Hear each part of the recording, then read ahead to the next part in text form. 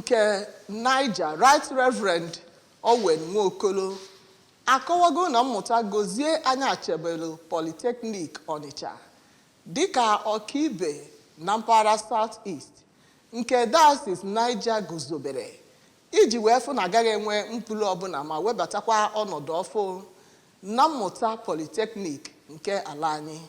Bishop Nwokolo mere nkọwa n'oge ụka nguzobe maka mmadụ anọ ndị venerable na mmadụ isii ndị canon nke ya bụ diocese bụ nke were ọnọdụ na All Saints Cathedral Onitsha. Emengini Ọsadebe wetara anyị akụkọ a nke ị ga-anụzi ugbu a n'uju ya.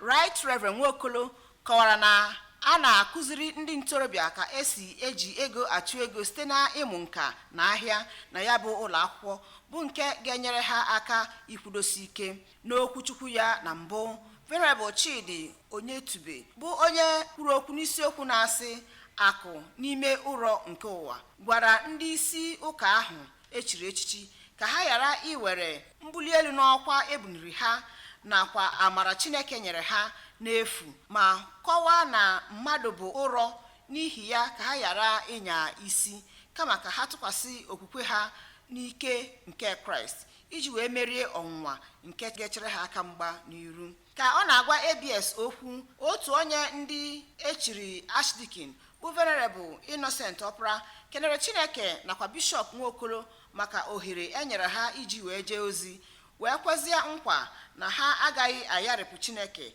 nakwa ndị diocese ha.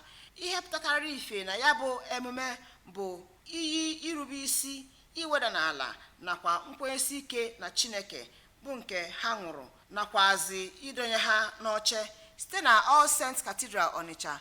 Emengini Ọsadebe maka akụwa ABS.